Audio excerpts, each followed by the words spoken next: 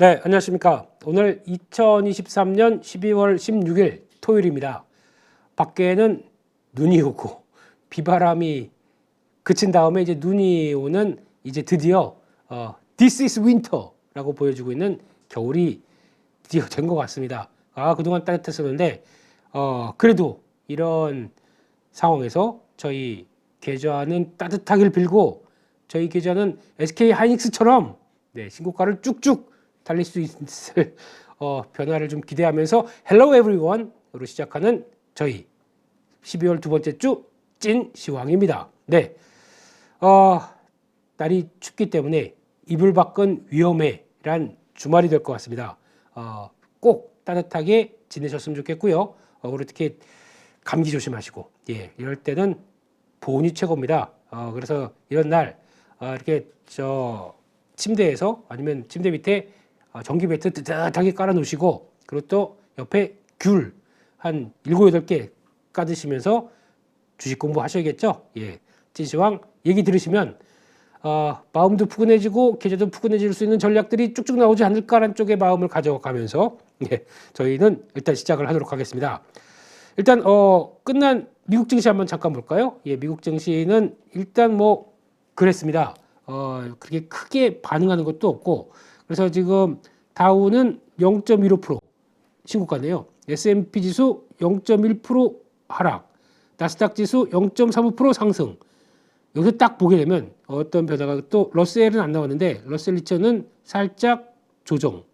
지금 그동안 좀 달렸다, 그러니까 좀 조정받자라는 쪽의 입장이고, 그래도 나스닥 지수가 우리 금리 인하한데, 금리 인하한데 라는 쪽에 대한 변화가 기술주 쪽에서도 여전히 기대감을 이어간다고 보여야 될 것 같습니다.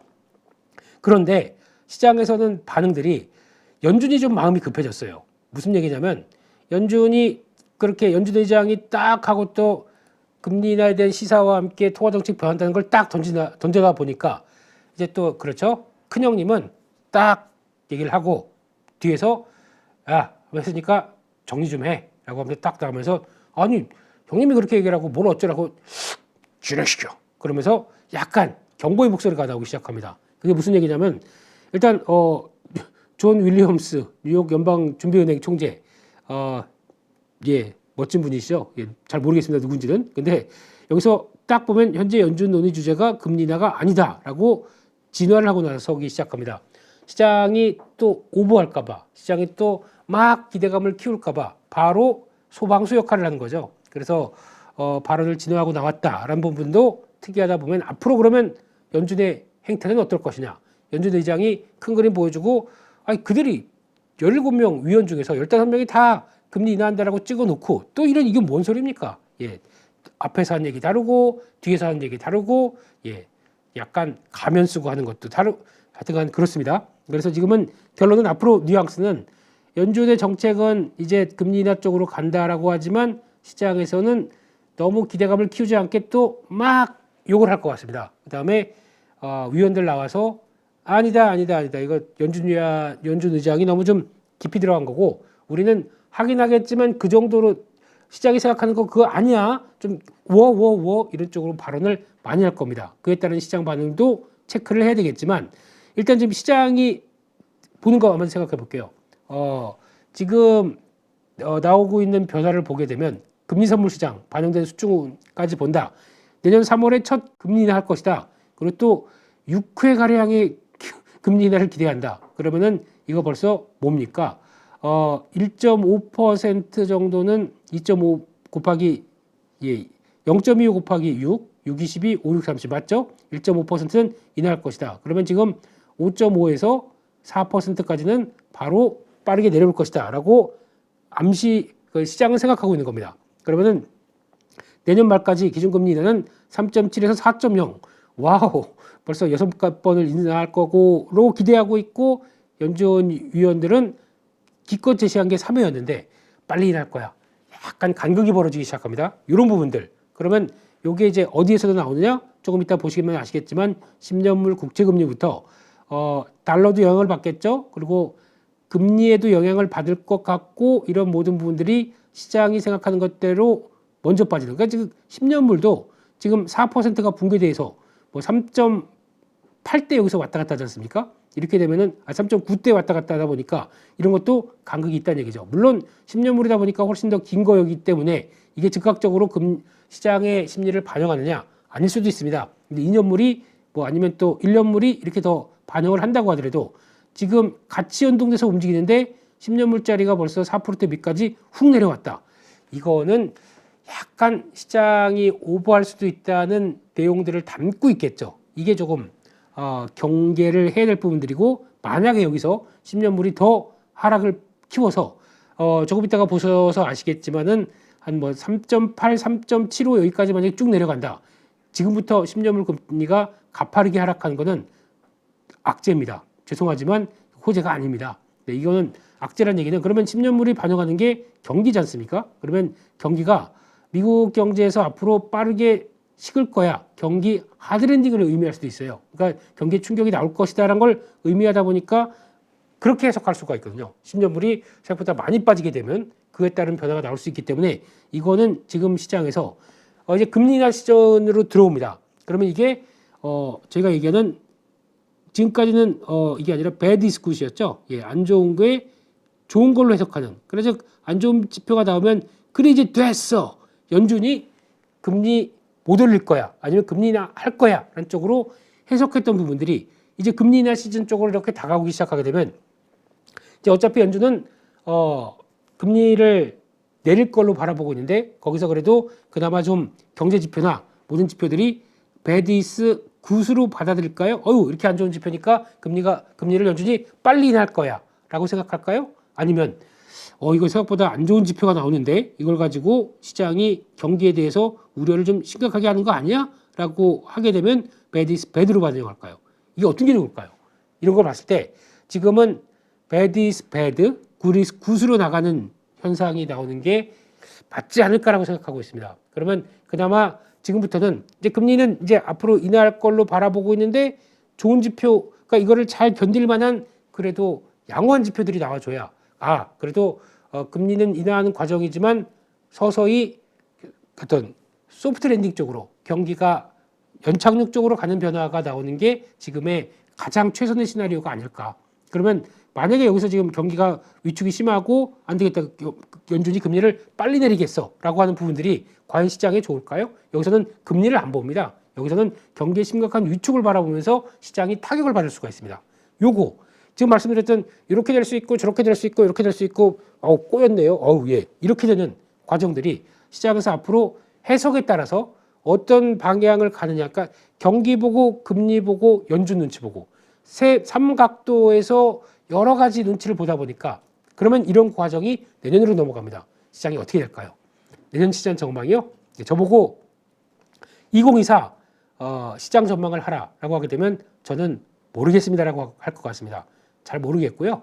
예, 내년의 시장은 변동은 커지면서 왔다 갔다는 좀 저희가 안전벨트를 딱 매고 시장에 눈치 봐가면서, 그러니까 지금 눈이 거의 서너 개가 돼야 됩니다. 이거 보고 저거 보고 막 체크하면서 시장 흐름들 체크하고 거기다가 종목까지 연결시키려고 하게 되면 얼마나 어렵습니까? 내년은 변동성 커지는 한 해로 생각합니다. 게다가 빅스 지수가 보니까 거의 2019년, 그러니까 즉 코로나19 나오기 전까지의 지수 때 12대까지 내려왔습니다.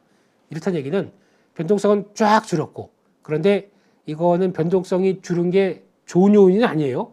앞으로 변화를 본다라고 하게 되면 변동성이 급하게 하락한 다음에 횡보하다가 그 다음에 어느 쪽으로 튀는 가능성이 더 높다는 쪽으로 봐야 되겠죠. 그랬을 때 시장 흐름들은 과연 조정이나 아니면 여러 가지 시장의 변동폭들은 또 좀 올랐고, 이거는 상당히 좀 흔들릴 수가 있습니다. 그러니까 지금 나스닥도 올라온 상황 쪽에서 고점권에서 어떤 패턴을 가져가느냐, 이거에 따라서도 한국 증시나 아니면 글로벌 여러 가지 자산을 보는 입장 쪽에서 눈길이 많이 흔들릴 수밖에 없겠죠. 이런 것들도 한번 체크를 해야 될 것 같습니다. 그런 쪽이고, 또 나머지 동향을 보게 되면 미국 쪽에서 뭐 그래도 특이한 거는 지금 의외로 빅7 종목들이 며칠 좀 쉬었다고 이쪽은 올라갑니다.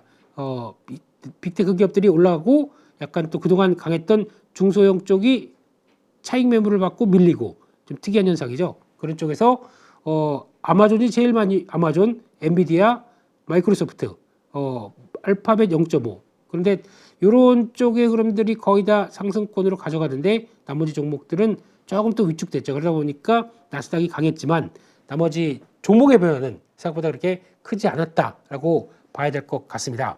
그래서 결론은 지금 시장은 조금 앞서갑니다. 예, 그런데 그걸 어떻게 조절을 하고 어떻게 시장 심리를 약간 다독여 가는지 이게 또 하나의 관건이 아닐까 싶고 반대로는 연준은 아마 조금 더 목소리를 잠깐만 너무 좀 오버하지 마. 왜 그래 시장 하면서 얘기를 하지 않을까 싶기 때문에 그에 따른 간극도 계속 좁혀가겠죠. 그러면 그에 따른 한번 지표 매크로 지표들 몇 가지 보면서 시장 분위기 한번 탐독해 볼까요? 네, 첫 번째로 달러입니다. 달러 인덱스 지금 기준으로는 한때 이틀 만에 104대 있던 부분이 거의 101.5. 이것도 달러가 급락했습니다. 이게 왜 이런 현상이 나오냐면 한 나라의 국가가 금리를 인하한다. 그러면 해당 통화는 약세로 가겠죠. 이런 부분들이 나오다 보니까 영향을 끼쳤다고 봐야 될 것 같고 그렇게 되면 지금 부분은 약간 지금 그렇다고 예, 잘못 눌렀네요. 예. 약간 지금 빠르게 101.5 밑으로 내려가는 게 아니라 조금 오버한 거 아니야라고 지금 반등하는 관점 쪽에서 또 하나의 뭐 나머지 통화도 봐야 되겠지만 지금은 일단 개파락이 나왔던 부분까지 메꾼다라고 하게 되면 103 넘어가기는 좀 어렵겠죠. 그러다 보니까 달러 강세로 가는 데는 조금 기술적인 저항이 있을 거고 그러면 계속 테스트한다 101.5겠죠. 그래서 아마 지금은 101.5요. 그래서 아마 달러가 강세로 가는 데 한계를 보이는 기술적 흐름들 저항대를 보고 다시 밀려 내려가면서 혹시나 100일을 깨겠느냐 이런 것도 한번 관건이겠죠. 근데 100일을 깨자마자 항상 이런 변화가 나옵니다. 또 후룩 밀리면은 밀렸다가 그걸 안고 쭉 하고 들어오는 변화. 그래서 아마 쉽게 100대 이탈은 좀 어렵지 않을까 싶긴 한데 위협은 들어올 수 있을 것 같아요. 그때 흐름들 봐야 되는데 그러면 달러만 볼 게 아니라 다른 통화들도 좀 봐야 되겠죠. 지금 유달이라고 하는 유로화와의 흐름을 보겠습니다. 유로화가 한 반대로 강세를 쭉 가다가 바로 밀려버립니다. 다 좋은데 그러면 유로화가 체력들이 유로존이 그만큼의 미국과 견주어서 상대적으로 좋아지는 만한 체력들이 되겠느냐라는 의문이 나오기 시작하죠. 물론 이번에 ECB 금리 결정에서는 되게 조용히 넘어갔습니다. ECB에서 경기에 대한 판단이나 모든 것들을 일단 우리도 금리를 인하를 하는 쪽으로 갔는데 생각보다 그렇게 빠르지 않을 수도 있다 이런 얘기들 나오다 보니까 약간 시장에서 경계도 좀 있는 모습들 급하게 올라갔던 거 바로 내려오죠. 유로화가 더 강세로 안 갑니다. 또 하나 엔화를 한번 볼까요? 엔화를 보게 되면 달러 엔 이건 또 반대죠. 지금 한때 150대 넘어가면서 엔화는 거의 엔저는 기정사실이라고 했던 부분들이 지금 빠르게 엔고로 가고 있습니다. 이거 그렇다고 하게 되면 이걸 바라보는 입장에서 달러는 상대적으로 엔고 약세를 갈 수 있는 모멘텀이 나오는 변화를 기회를 주어주는 거겠죠. 엔고가 지금 나오고 있는 현상들. 근데 지금 이렇게 본다고 하더라도 이 자리에서 150대는 좀 오버. 지금 이제 141점 요즘 아까 찍은 게 141대 같습니다. 이 정도가 중요한 지지권인데 여기서 이제 또 중요할 게 그러면 이제 엔고가 바뀝니다. 그동안에 엔화는 어떤 흐름을 가져갔냐라고 봤었을 때 지금 한번 볼까요? 자리를 보게 되면은 지금 한때는 엔저는 거의 기정사실화. 그래서 한때 뭐 152도 갔었고 쭉 밀렸다가 130도 무너졌었다가 다시 한번 150도 이 부분 갔다가 또 내려오고 큰 그림상에서는 이렇게 보시게 되면은 엔화의 엔저의 시대는 좀 끝난 걸 얘기하지 않을까요? 엔저는 이제 그동안 2020년도 이후에 나왔던 어떤 변화를 봤었을 때 심각한 엔저의 변화는 이제 끝났다. 뭐 약간 그런 거 있죠. 우리 물가를 살리기 위해서 경제가 돌아가는 걸 만들기 위해서 그 디플레이션에 대한 부담감을 이제 극복하려고 여러 가지 노력했던 마이너스 금리나 완화적인 통화 정책 이거는 이제 이번에 여러 가지 물가 인상, 물가 상승과 여러 가지 부담으로 인해서 여기서 그냥 두면 안 되겠다 한쪽에 대한 압박이 나오다 보니까 엔화는 이제 엔저 시대는 마감나고 엔고로 가기 시작하는 모습들의 첫 촉발일 수가 있겠죠. 그렇게 되면 이제 내년에 바뀌어질 BOJ의 운명은 일단 지금 얘기 나오고 있는 쪽처럼 마이너스 금리 철폐, YCC 또 커브를 확대시키면서 이제 이쪽에 대해서는 큰 변화를 더 벌려놓는 거죠. 그만큼 용인을 하면서 완화적인 흐름들이 아니라 이제 약간 좀 타이트하게 관리하겠다라는 입장으로 가기 시작하게 되면 뱅크 오브 재팬의 영향력과 함께 일단 141입니다. 지금은 이게 이탈하게 되면 N고가 왜 중요하냐면 지금까지 그러면 한 2년 동안 충분하게 싼 N을 담보로 이거를 조달해서 이걸 가지고 또 다른 자산 쪽으로 움직이는 N 캐리 자금들이 활발히 움직였다라고 하게 되면 이게 드디어 아이고 이제 N 고로 바뀐다. 내가 차입을 했었던 대상 자체가 오히려 가격이 올라간다. 그러면은 내가 이제 부담해야 될 이자나 부담해야 될 레벨들이 올라간 거죠. 그럼 이거에 대해서 이걸 기반으로 자금을 끌어왔던 거는 N고가 되는 현상 때문에 레버리지를 쓸 수가 없게 되겠죠. 아 이거 상환해야지. 뭐 그렇게 그 기대 수익률이 그럼 올라가는 거 아닙니까? 비용들이 올라가다 보니까 안 되겠다 싶어서 N캐리 자금들이 청산이 나올 수가 있겠죠. 그래서 만약에 이게 지금 이 정도 레벨, 그러니까 지금 시장에서는 아직 그렇게 크게 얘기가 나오지 않는 것 같은데 138엔 이게 이탈하면서 혹시나 N고가 좀 가속화된다라고 하게 되면 요거 얘기가 많이 나올 것 같습니다. 그럼 이게 시장 조정의 빌미가 될 수가 있겠죠. 그렇기 때문에 엔화의 동향들은 여기서 또 가파르게 이런 식으로 간다. 엔화가 올라가서 그러면 이렇게 되게 되면 아마 일본 주식시장은 별로 안 좋을 겁니다. 항상 N저만 바라보고 움직였기 때문에 수출의 경쟁력을 바라보고 움직였기 때문에 일본 주식시장은 약간 좀 주춤하고 근데 그런 쪽에서 이 138엔이 이탈되는 부분들을 시장에서 글로벌 시장 쪽에서 약간 우려 섞인 쪽으로 바라볼 겁니다. 그런 거 바라보셔야 되는데 그러면 반대로 엔화와 경쟁을 하면서 수출로 같이 어떤 수출적인 측면에서 일본과 경쟁했던 측면들 이거는 솔직히 좀 도움이 되지 않을까요? 라고 했었을 때 그렇게 나왔던 게 첫 번째로는 자동차죠. 차, 두 번째는 기계 뭐 이런 것들. 근데 일본만큼의 경쟁력이 있는지는 이건 모르겠지만 그래도 일반적으로 얘기하는 자동차, 기계 이런 쪽들은 오히려 엔화에 따른 강세가 수혜를 볼 수가 있기 때문에 자동차가 그래서 이렇게 빠르게 한번 레벨업 쭉 하는 단계가 나올 수도 있다고 봐야 되겠죠. 그래서 이런 거 한번 체크를 해야 될 것 같고 변화 흐름들 앞으로의 동향들도 보셔야 될 것 같습니다. 그리고 또 체크해야 될 게 너무 자세하게 얘기하는데요. 네. 금리 보겠습니다. 10년물 국채 금리 보게 되면 이쪽도 아까 말씀드린 것처럼 의외로 빠르게 내려오기 시작해서 거의 수직 급락했죠. 한때 이것도 되게 시장이 오묘하게 움직여요.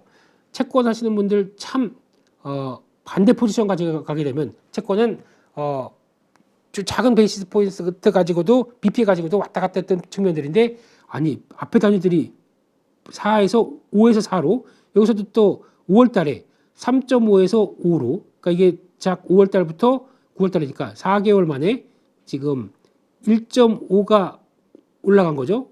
이것도 무시무시한데 여기서 또 지금 10월 달부터 한 두 달도 안 돼서 한 달 반 만에 지금 마이너스 1포인트가 빠지고 1%포인트가 빠지고 어떻게 살라는 겁니까? 이렇게 변동성이 큰 쪽이 채권이 이렇게 난리를 치고 있는데 상대적으로 주식시장은 조금 더 그나마 좀 낫다고 봐야 될까요? 좀 그나마 잘 견딘다고 봐야 될까요? 네, 아주 드라마틱합니다. 네.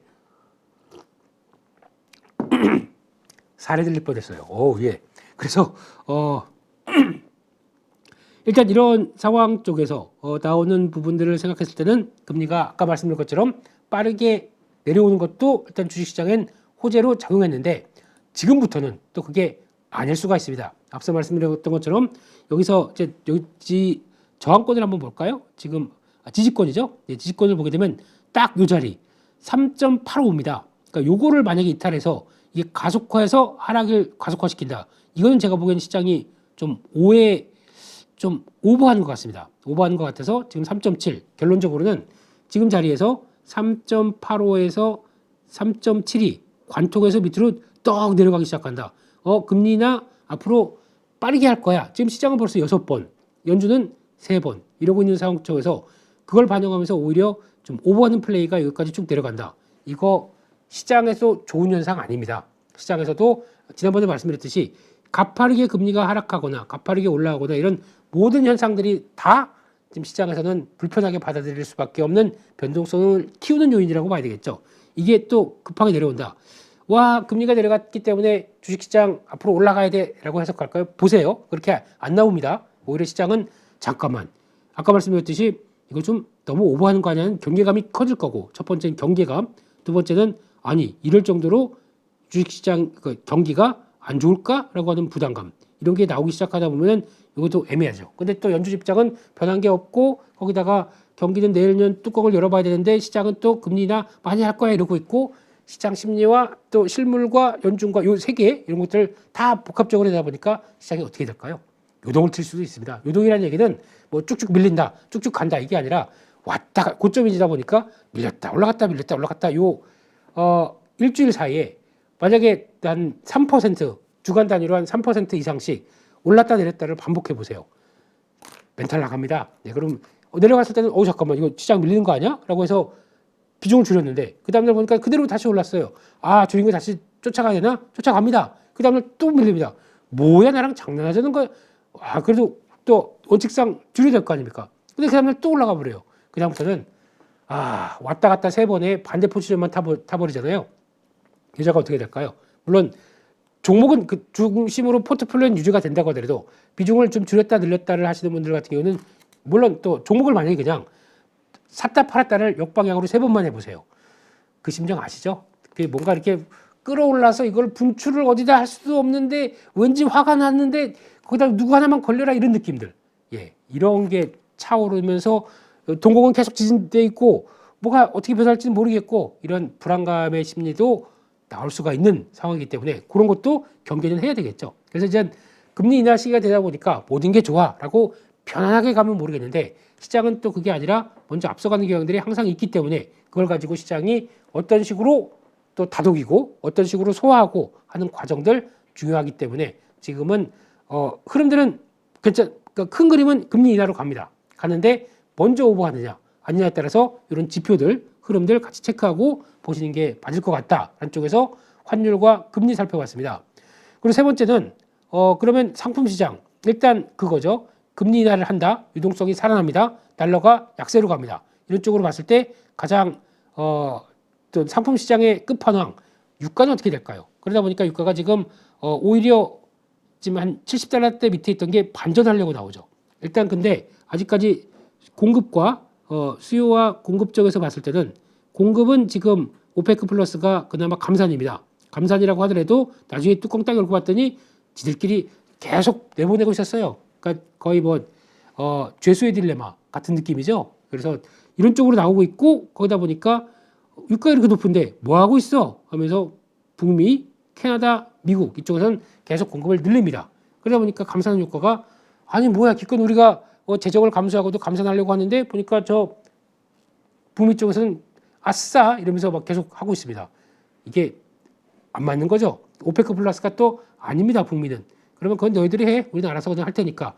조금 짜증나는 거죠. 그런 쪽에서 나오고 있는데 수요는 이제 바라봐야 될 게 경기라고 말씀드렸죠. 경기에 관련된 쪽 중국 바라볼 거고 미국을 보는데 아무래도 제조업 국가다 보니까 중국의 입김이 좀 더 크겠죠. 중국이 경기가 살아날지 미국이 하방을 압력을 받는데 얼만큼 잘 방어할지 요거에 따라서 수요가 바뀌는 부분들이 나오겠죠. 그렇기 때문에 되게 민감합니다만 그래도 어떤 원자재 가격에 대한 측면으로 봤을 때는 일단 한번 밀렸기 때문에 지금은 달러가 약세로 갈수록 일단 추가 하락보다는 요 정도 자리 그러니까 약간 73달러 정도 안쪽에서 73달러, 75달러 이 정도 안쪽에서 일단 반등은 들어왔다가 요게 좀 반복되는 게 아니냐. 그러다가 수요 관련된 쪽 부분들 좀 그렇다라고 하게 되면 또 내년 1월 달까지가 감산이죠. 그러니까 요게 만약에 풀렸다 그러면은 혹시나 밑으로 내려갈 가능성도 좀 더 높겠죠. 이런 변화로 바라보고 있고 그와 함께 원자재 종목들 종목이 아니죠. 원자재 관련된 흐름들 금 보겠습니다.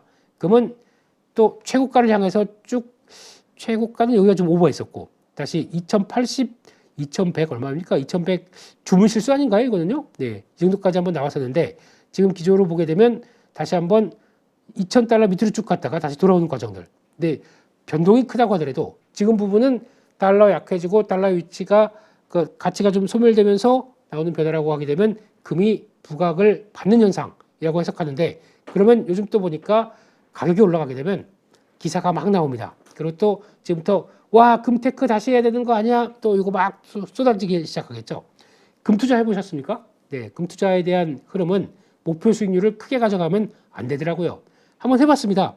요만큼 사가지고 어떤 변화가 나오나 봤더니 투자는 다 해야 됩니다. 이것저것 돈될 만한 거 아니면 나중에 내가 이쪽에선 포지션을 좀 크게 가져가 봐야 될 텐데 이런 쪽은 어떻게 움직이나 이런 것들 다 해보는 게 맞다고 생각하는데 해보다 보니까 생각보다 뭐 그렇게 크게 큰 폭의 변화가 나오는 게 별로 없습니다. 저희 같은 경우는 그나마 KRX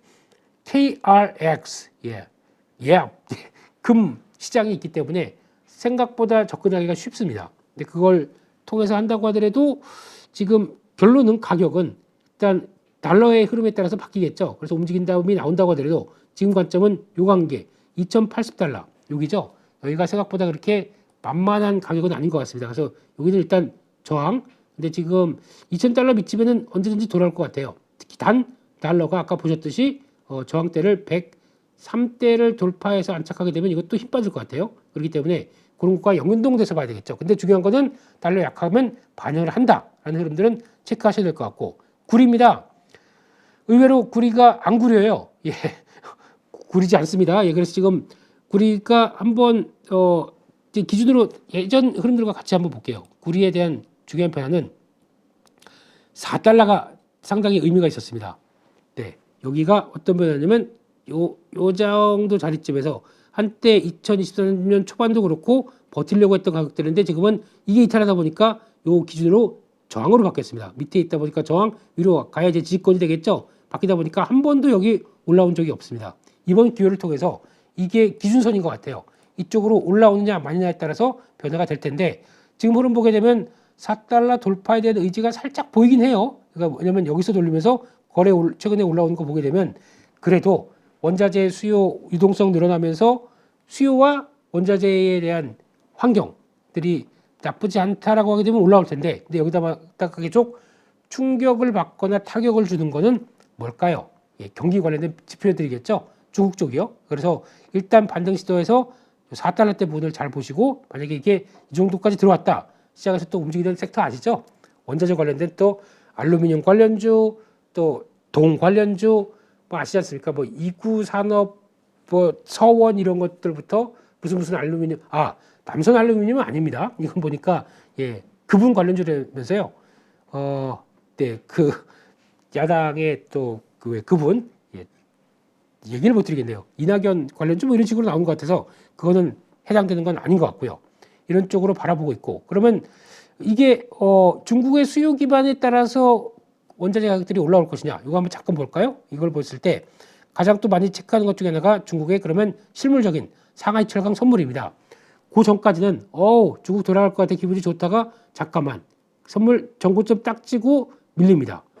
기분이 안 좋네요. 예, 제대로 잘 못 돌아가는 거. 물론 여기서 반영되는 게 계절적인 분위기도 들어갑니다. 겨울입니다. 겨울이다 보니까 공장 가동 특히 이때부터 봄까지는 중국이 공장 가동률을 많이 좀 떨어뜨리려고 노력을 합니다. 왜냐하면 이런 때 또 대기의 질 이런 것들 많이 생각하다 보니까 좀 그런 유도는 있습니다. 그래서 아마 밀린 것 같이라고도 보는데 하지만 지금 요 정도 3,800이죠. 여기까지 이렇게 이탈해서 내려오기 시작한다. 그럼 이거는 좋은 신호가 아니죠. 그러면 실물 경기 개선에 대한 기대감 실패입니다. 이렇게 될 수가 있기 때문에 이거는 또 그렇게 썩 좋은 변화가 아닐 수 있겠다. 그런 것도 한번 볼 수 있는 상황들이죠. 그래서 이런 것까지 살펴봤다라고 해서 총평은 지금 일단 결론적으로는 이것도 한번 볼까요? 예, 요즘 또 관심 많으신 비트코인 차트. 레벨업은 됐는데 지금 상황에서 한번 돌리려고 시도하는데 돌리는 게 약간 좀 버거워요. 이렇게 되면은 약간 정고점을 돌파를 강하게 못하는 자리. 근데 어제 보니까 또 코인베이스인가요? 여기서 미국의 SEC에 ETF 현물 승인을 위해서 조건들 이걸 좀 이렇게 개선해 달라. SEC가 no 이래 버렸습니다. 어딜 그러면서 그러다 보니까 조정을 받는 거죠. 이 상태 이거 잘 보세요. 지금까지는 혹시나 비트코인이나 가상화폐 쪽 특히 뭐 STO나 이쪽 관련돼서 매매를 하고 포지션을 갖춰 간다라고 하게 되면 기반은 비트코인에 대한 흐름들이 제일 중요하겠죠. 여기 이때 보면은 저점을 높였습니다. 이렇게 높여간다는 얘기는 한 번쯤 아직 올라갈 거야라고 하니까 반대로 이렇게 저점을 내려가다가 왔다 갔다 하다가 툭 이렇게 되는 현상과 이거 맞추고 쫙 갔다가 위로 쭉 쏘는 현상. 이건 지금 반대로 이렇게 나오고 있는 거죠. 이런 현상들이 계속 가고 있다.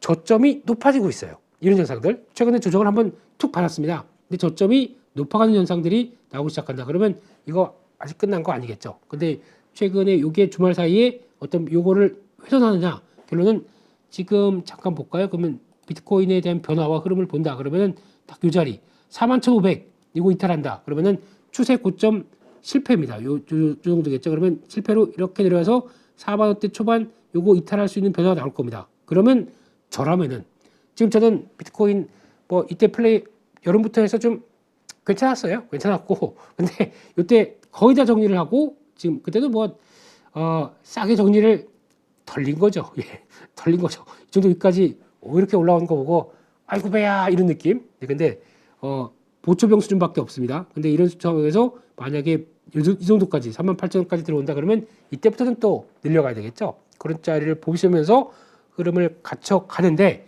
이거는 비트코인 아니 무슨 주식하는데 비트코인 얘기를 하고 있어 이런 이게 아니라 비트코인도 하나의 자산으로 변하고 있는데 거기서 나오는 또 여파들 종목 섹터도 많을 거고 거기에 따른 매크로 지표들이 영향을 끼치는 것도 많기 때문에 이렇게 나온다고 봐야 되겠죠. 그렇기 때문에 이것도 체크를 하면서 하나의 자산 영역으로 들어오려고 하다 보니까 가상화폐도 저희가 이제 알고 있던 아예 저건 사기야 사기라는 것보다 조금 생각할 부분들은 많다고 봐야 될 것 같습니다.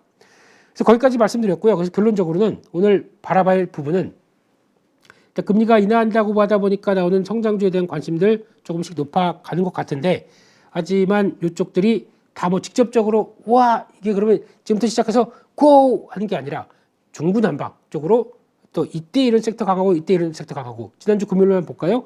유지하고 있습니다. 인터넷 쪽 제약바이오 셀트리온 하락하다 보니까 또 우르르 로봇 쪽 안 죽습니다. 예, 두로 두산 로보틱스 가자 또 레인보우까지 살아 있습니다. 소프트웨어 AI 아직은 좀 고민 중입니다. 내년 1월 달에 뭐 갤럭시 S24 나오면서 어떤 변화가 만들어질 가능성이 있기 때문에 보고 있고 게임즈는 오리무중입니다. 뭐 올라간 종목들 몇 가지 있다고 하더라도 이거는 앞으로 애플의 프로, 비전 프로 나오기 시작하면서 AR, VR에 대한 기대감 막 채우면서 움직일 수 있는 분위기는 되기 때문에 이것도 나올 때 1월 달이겠죠. 1월 효과에 또 변화가 되는 흐름들 체크해야 될 것 같고 신재생에너지 발음이 안 되네요. 이쪽은 움직이는데 예전만큼 저희가 와 이걸 통해서 앞으로 어떤 탄력들이 크게 바뀌어서 특히 태양광과 풍력이 있을 텐데 태양광은 금리에 따라서 민감도가 설치하는 수준이나 흐름들을 봤을 때는 그렇게 민감하지 않습니다. 차라리 풍력은 인프라와 또 어떤 대지가 아니라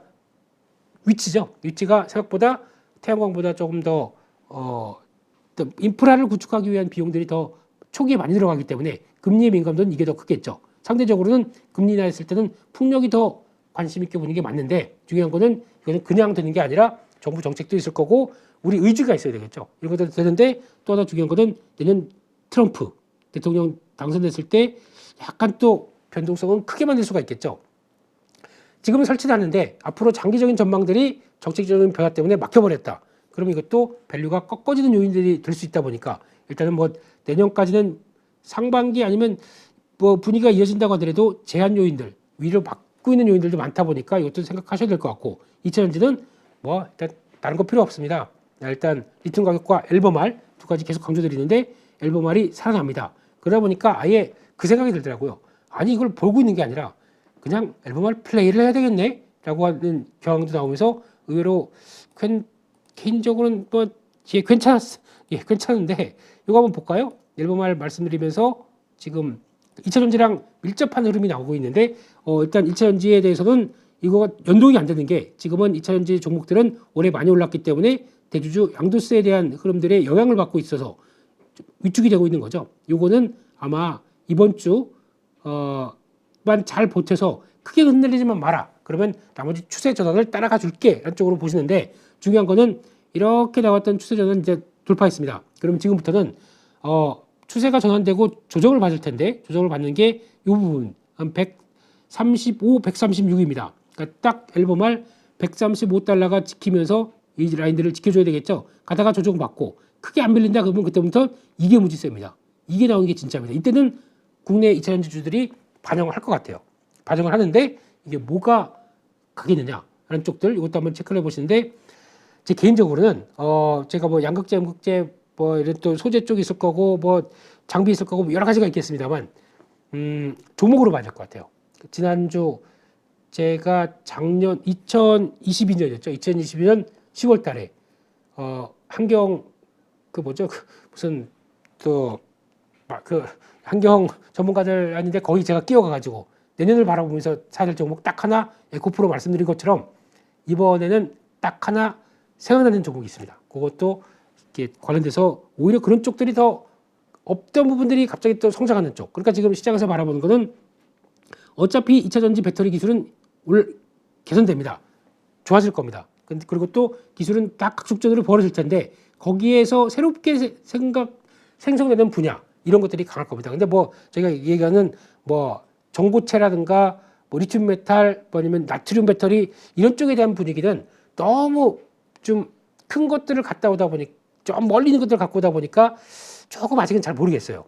테마로는 움직이겠는데 이게 움직일 것이냐라는 쪽은 잘 모르겠는데 핵심은 지금 어차피 NCM 계열 3원계 쪽에서 이거를 얼만큼 기술을 개발해서 조금 더 효율적으로 쓰는 그러니까 즉 이쪽도 지금보다 요 안쪽 카테고리에서 기술 레벨업을 시키는 과정들에 대한 수혜 종목들 요게 일단 또 핵심일 것 같고 그걸 바라보면서 만약에 전고체 쪽이 좀 더 가까이 다가왔다 그럼 그쪽도 움직일 수는 있겠죠. 그러니까 기술 개발에 따라서 없던 게 새롭게 펼쳐질 수 있는 이런 분야 이게 2차 전지 쪽에선 계속 또 봐야 될 분야가 아닐까 싶기 때문에 예 제가 계속 나오면 말씀드릴게요. 뭐 너무 걱정하지 마시고요. 네 그렇게 보셨으면 좋겠고 게다가 또 체크해야 될 거는 하나가 반도체 쪽이겠죠. 근데 그 중에서 먼저 일단 시장은 그래서 위쪽으로는 결론적으로는 지금 자리에서 봤을 때 위쪽으로는 계속 시도는 들어갈 수는 있겠지만 거기서 나올 수 있는 부분 한 2,600은 뭐 크게 보면 당연히 저항이겠죠. 근데 그쪽에 바싹 붙어서 출렁임이 나온다고 하더라도 연말이 바싹 붙어서 와 올해 연중 고가 부근의 마감 이게 나올 수 있는 헤드라인이 될 수도 있습니다. 그런데 그랬으면 좋겠지만 혹시나 또 2,430 밑에 들어오는 곳은 지지권역으로 보시면서 시장 보셨으면 좋겠고 섹터는 돌아가면서 그때그때 강화되는 현상은 나오는데 중소형주가 조금 아직까지는 위축될 수 있는 요인들이 있겠죠. 그런데 여기서 아이디어는 그때도 그런 얘기 들었습니다. 빨리 쫓아갈 거 아니면 좀 늦게 모아가면서 내려갈 거. 두 가지 양동 작전을 쓴다. 그러면 이쪽도 지금 빨리 쫓아갈 거는 뭘까요? 예, 지금 그날그날에 맞는 새로운 테마들을 움직인다. 그러면 비중 좀 작게 해서 가보셔도 됩니다. 이거는 한국 증시의 특이기 때문에 이런 거 따라가면서 대가는 거 나쁘지 않을 것 같고요. 그 중에서 오히려 좀 모아갈 거, 길게 모아갈 거. 중소형주 쪽이 묵직하고 수급적인 이슈 대주주 양서세를 영향을 받으면서 위축돼 있다. 이런 것들은 모아가는 것도 좋겠죠. 1번, 2번. 과연 나는 어떤 전략을 펼칠 것이냐. 매일 시장 보고 있습니다. 전업 투자자에 가깝게 계속 대응할 수 있습니다. 그러면 1번이 더 낫겠죠. 조금이라도 붙어서 성과 나올 수 있는 거 챙겨가는 게 1번이 낫겠죠. 나는 그런 거 못해. 잘 할 수도 없고 시간도 없고 직장인이고 다른 거 해야 될 거 많고 그러면은 2번이겠죠. 이런 식으로 모아갈 거 있다가 그걸 가지고 다음에 뚜악! 네. 이거 끝난 다음에 바로 연결됐고 뚜악! 나왔을 때 그걸 대응하는 거. 이것도 중요하겠죠. 그래서 이런 전략의 차이. 둘 중에 뭘 택할 것인가. 둘 다 쓸 것인가. 둘 다 쓰려면은 일단 각오하셔야 됩니다. 눈이 한 개, 두 개, 세 개, 네 개 정도 있어서 막 눈치 보면서 나의 레이더, 라이다 이걸 다 감지하면서 움직여야 될 것 같고 센서, 예, 센서, 예, 이런 것까지 다 복합적으로 하게 되면 저는 AI인가요? 자율주행인가요? 네, 이런 식으로 가야 될 것 같습니다. 마지막으로 반도체 한번 정리하고 끝내겠습니다.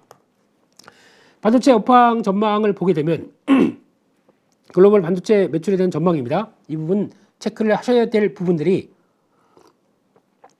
이거 자료가 어디서 나왔죠? 한국은행입니다. 우리 창 드래곤님 계신 한국은행 자료입니다. 한국은행이 요즘 잘 맞추고 있죠. 이런 쪽으로 봤을 때 2023년 바라보면 안 되겠죠. 이거는 당연히 폭망 그리고 바닥을 찍었다. 올라가는데 이걸 잘 보세요. 금액에 대한 수준들 2021, 21년도 이때가 가장 좋았을 호황 쪽입니다. 그때를 내년에 거의 비슷하게 들어옵니다. 그렇죠. 디램도 그렇고 낸드는 아직 멀었습니다. 멀었는데 올라가는 속도 한번 보세요. 무지 빠르죠. 지난번 호황이라고 했던 국면들을 다 넘어가서 그 이상으로 나올 겁니다. 요거 핵심. 그리고 또 디램도 저희가 알기로 2025년이 더 큰 숫자 핵심. 그러면 올라가는 속도는 내년이 가장 빠를 겁니다. 그렇죠? 그래서 속도는 좀 줄을 겁니다. 그래도 규모만 본다고 하더라도 2025까지가 그대로 이어진다. 2025년 DRAM 시장 역대 최대로 전망하고 있습니다. 이런데 주가가 빠질까요? 빠질 걸 기대하십니까? 예. 여기다가 그럼 2024년은 어차피 25년도 좋은데 뭐 배팅이 나올 겁니다. 계속 그렇게 나오고 있다 보니까 아직 끝나지 않았어. 근데 반도체는 약간 6개월들이 빠르다고 이건 꼭 반드시 기억하셔야 됩니다. 6개월이 빠릅니다. 그러면은 고점이 먼저 나오죠. 그러면 저희는 2025년이 만약에 상반기가 상반기 하반기에서 그래도 상반기 쪽에 막 그때는 보게 되면 반도체로 인해서 수출이 막 그러고 사상 최대고 그러면서 그때 막 계산하는 거 보게 되면 SK하이닉스 뭐 싸다. 왜냐면 시총 200조도 싸다. 시총 200조 예. 지금 시총 200조면 지금 13원인데 현재 시총이 100조 200조면은 28만 원. 아이고야 예. 뭐 그거 아닙니다. 예. 그냥 저는 뭐 미리 마음의 가격대를 다 말씀을 드렸기 때문에 네, 근데 이렇게 나오면서도 그때면 나오는 실적 대비해서 싸다 비싸다 막 그러면서 했을 때 그때는 아닙니다. 그때 무리하지 마시고 아마 내년을 바라보고 그러면 적어도 2024년 상반기에서 하반기 때 주가가 탄력받고 쫙 움직인다 그럼 이럴 때는 이제 나와야 돼가 맞겠죠. 2025년은 바라보면서 움직이다 보니까 그 타이밍들도 지금은 계속 좋아가 아니라 좋은데 나와야 돼 라는 쪽들도 이제 보여줄 겁니다. 그거는 언제 누가 하냐면 네. 제가 8.15 안 잘리면 계속 체크를 할 겁니다. 단 중요한 건 지금 올랐다고 그래서 SK하이닉스가 또 반도체주가 좀 올랐다고 그래서 그러니까 쭉 보게 되면 일봉으로 보게 되면 많이 오른 것 같아요. 그리고 또 지난 고점이 15원입니다. 그러면 잘 보시게 되면 요 가격대 부분을 15원이 SK하이닉스가 만든 겁니다. 이때를 바라보면서 더 커진다는데요. 이건 더 강해진다는데요. 거기까지 하겠습니다. 왜? 네, 이런 보시면 될 것 같고 그러다 보니까 S&P에서는 신용 등급을 안정적으로 상향합니다. 올리는데 현금 흐름이 앞으로 올해 같은 경우 7조에서 16조, 14조 정도로 확 좋아진다고 얘기를 하고 있고 내년이죠. 실적 전망을 내년을 S&P에서 7조를 봤습니다. 영업이익을 보수적으로 봤죠. 네, 신용평가사니까 뭐 실적을 뭐 범핑하는 데도 아니고 네, 7조 보시죠. 네, 그리고 엔비디아 AI 서버 내년에 150% 성장한다고 했습니다. 근데 이걸 잘 보시게 되면 지금 서버용 DRAM 쪽에서 SK하이닉스가 지난 3분기 때 삼성전자를 역전해 버렸습니다. 와우! AI 덕분에. 이거 앞으로 격차를 줄이느냐 마냐는 앞으로 삼성전자가 어떻게 할지가 중요하겠죠. 애플은 그런데 러닝 모델을 이제 막 시작하는 단계입니다. 아직 본격적으로 들어오지도 않았어요. 이렇게 보게 되면 테슬라는 지금 AI 업계의 선도적인 회사입니다.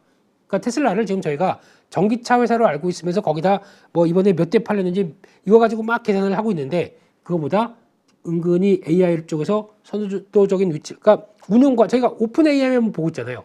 그냥 GPT만 보고 있는데 아닙니다. GPT보다 더 정교하고 더 많은 데이터를 가지고 막 열심히 그 러닝 이후에 성과를 본 그 자율주행 자체가 그거거든요. 하고 있다는 거는 테슬라는 AI 선도적인 쪽으로 보셔야 됩니다. 이렇게 나오고 이어지는 현상들 봤을 때 결국에는 내년에 그러니까 이렇게 나오면 AI가 크면 커질수록 어떻게 되냐면 온디바이스 AI처럼 AI 최대 수혜는 저희가 뭐 무슨 종목 기판 뭐 이런 거 막 얘기를 하면서 확대되면서 나온다고 하더라도 다 됐고요. 여기는 가장 LPDDR이 가장 큰 핵심이고 결국 뭡니까? 메모리라는 얘기예요. 메모리 반도체가 더 뭉텅뭉텅 커지고 제가 보기엔 요거 수치가 상향될 겁니다. 다들 AI에 대한 여파에서 지금 계산이 안 되는 분들이 더 많아요. 그러면 그것 가지고도 같이 연결될 낸드도 흐름이 좋아지겠죠. 낸드가 살아난다. SK하이닉스가 가장 수혜입니다. 왜냐하면 그동안 적자를 안고 있었던 부분이 많기 때문에 이게 지금 벌써 가격만 25% 올해 얘기를 하고 있고 내년에 변화가 나오기 시작해서 뛴다. 가장 큰 수혜는 하이닉스입니다. 그렇게 되게 되면 메모리 반도체에 대한 집약적인 회사와 지금 엔비디아와의 잘 나가고 있는 이런 모든 관계를 봤을 때 답이 어디로 갈까요? 저는 개인적으로는 그렇게 보고 있는데 또 하이닉스 말고 또 이런 얘기가 나올 거예요.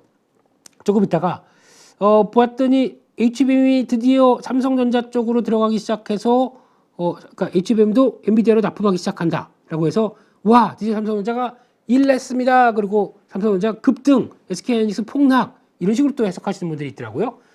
죄송한데 좀 업황 좀 알고 얘기하십시오. 그냥 이것만 하시다. 네, 그것도 아주 확신에 차가지고 그렇게 얘기를 하고 계시더라고요. 네, 세상이 그렇게 2 빼기 1은 1이고 1 더하기 1은 2고 그렇지가 않습니다. 요게 왜 엔비디아가 삼성전자한테 엔비디아가 삼성전자 그래 들어와라고 할까요? 왜냐하면 이게 생각했던 것보다 더 플러스 알파가 커질 거기 때문에 계속 메이커를 만들어놔야 됩니다. 혹시나 지금 SK하이닉스도 단일 벤더입니다. 그럼 이거에 따라서 지금 아마 마이크론 테크놀로지가 성공했다 그러면 이쪽으로도 물량을 좀 받을 거예요. 그러면 하이닉스한테 악재입니까? 아니거든요. 이게 악재가 아니라 시장은 지금 이 정도 독점적으로 지금 하고 있는데 엔비디아 입장 쪽에서는 이게 이만큼 커질 걸로 보여져요. 그러면 더 플레이어들을 더 둬서 이거를 안정적으로 공급받기 위해서 놔둬야 되겠죠. 이게 파이가 커진다는 걸 해석하셔야지 이게 여기서 경쟁 상대가 되기 때문에 이거 줄고 이게 올라가고 이거 아닙니다. 그러니까 이게 커지는 것에 대한 반응들을 보시게 되면 하이닉스가 만약에 그래서 조정이 나온다. 기회겠죠. 오히려 또 그런 쪽으로 보시면서 시장 성장에 초점을 맞추고 지금 제가 나오는 반도체 매출에 대한 여러 가지 얘기들은 전혀 AI가 얼만큼 커질지에 대한 부분들이 제대로 반영이 안 된 게 개인적으로 더 계산하다 보니까 야 이거 아닌데 이거 더 커질 것 같은데 이런 느낌이 더 많이 들어서 그런 거죠. 그렇기 때문에 지금은 시장이 보는 것만 보고 흐름만 보고 있는데 또 반대로 IDM이라고 하는 종합 반도체사들이 이렇게 쭉 이제 주가가 올라가는데 소부장들이 왔다 갔다 하면서 좀 못 따라갑니다. 언제 격차가 나오기 시작할까요? 일단 격차도 좁혀질 겁니다. 그런데 어떤 장비 쪽 소부장에서 장비 쪽은 약간 먼저 반응하는 경향이 있고 조금 특성이 있죠. 수주가 나와야 되는 측면이 있는데 소재 부품 쪽은 이거는 업황과 같이 따라갑니다. 요거 잘 보셔야 되겠죠. 업황만 살아나기 시작해서 움직이는 쪽들이 덜 못 가는 거 많죠. 소재 부품, 케미칼, 공정화학 이런 쪽에서 못 가는 회사들이 많이 있습니다. 이거 이제 기지개를 피기 시작할 겁니다. 날아다니네요. 와, 다날인가? 예. 그래서 이렇게 날아다니는 게 소재 부품 회사가 날아다닌다고요? 와우. 네. 그런 쪽 보시면서 앞으로 챙겨야 될 건 업황이 턴하면서 나오는 이쪽도 장비뿐만 아니라 이쪽도 챙겨가야 되겠죠. 네. 종목은 다음 기회. 시간이 다 됐습니다. 예. 초과 근무하게 되면 안 됩니다. 네. 그래서 그런 흐름들 보시면서 말씀을 드렸습니다. 그래서 오늘 시간도 오버하면서 열심히 반도체 종목까지 공부를 해봤고요. 그래서 드디어 벌써 다음 주가 되면은 거의 2023년도 폐장 분위기로 슬슬 들어가는 시기가 될 것 같습니다. 올해 생각해 보면서 또 많은 얘기도 드리겠지만 다음 찐시황 때 제 올해에 대한 소회와 내년에 대한 전망들 집중적으로 또 말씀드리겠지만 개인적으로 그렇습니다. 올해 딱 8월 달까지만 주식하고 수익 낸 거 가지고 여행이나 한번 세계 일주도 한번 했었으면 얼마나 좋았을까 생각이 드는데 마음같이 그러겠습니까? 또 왠지 그렇게 떠나버리면 8.15 가족분들 그립고 임 대표님과 이거 했던 거 좀 그립고 그래서 아마 가도 한 2, 3일 만에 돌아올 것 같아요. 죄송합니다. 다시 왔습니다. 이러면서 또 이럴 것 같습니다. 그래서 일단 뭐 그렇긴 한데 모르죠. 뭐 또 임 대표님이 자르면 가야죠. 뭐. 네, 그런 건 있겠지만 중요한 거는 마무리 잘 하시고 내년에 대한 흐름들 내년에 어떤 섹터나 어떤 종목들이 강할까 그랬을 때 종목을 보지 마시고 산업을 보십시오. 산업을 보고 어떤 섹터들이 더 커질까를 생각하면서 종목을 연결시키는 습관 이것도 내년에는 내가 텐베거를 맞는 나의 운명과 직결될 수가 있습니다. 그렇기 때문에 항상 섹터 산업 보시려고 하게 되면 어디죠? 가치 투자! 네. 8.15 모니터의 저 하위 채널 가치 투자 김민수의 가치 투자로 함께해요. 네, 이렇게 참 홍보도 못하네요. 그렇습니다. 많이 추워졌습니다. 예, 따뜻하게 그리고 주말 잘 쉬시고 다음 주도 화이팅 하셨으면 좋겠습니다. 감사합니다. 안녕하세요. 8.15 모니터 가족 여러분, 임수열입니다. 이번에 하나증권과 8.15 모니터기 함께 특별한 이벤트를 진행하는데요. 8.15 모니터 가족분들이 하나증권 신규 계좌를 개설하시면 특별한 혜택을 받으실 수 있습니다. 첫 번째 혜택은요, 국내 주식을 살 수 있는 3만 원을 드립니다. 두 번째 혜택은 하나증권과 함께하는 8.15 머니쇼 초청 받으실 수 있는 초청권입니다. 8.15 머니쇼는 특별한 강사진들에 의해 진행되는 프리미엄 세미나로 매회 500분을 초대해서 진행할 예정입니다. 그 외에도 소수점 주식 혜택을 드릴 거고요. 하나증권 계좌를 처음 만드는 분이라면 누구나 신청 가능하십니다. 이제 혜택 받는 방법 알려드리죠. 영상 하단부 더보기란에 기재된 링크를 통해 신청하시면 됩니다. 반드시 더보기란 링크를 통해서 계좌를 개설해야 이 혜택을 받을 수 있으니 유의해 주시기 바랍니다. 하나증권과 8.15 머니톡이 함께 주식으로 하나 되다. 8.15 머니톡 가족 여러분의 많은 참여 부탁드립니다.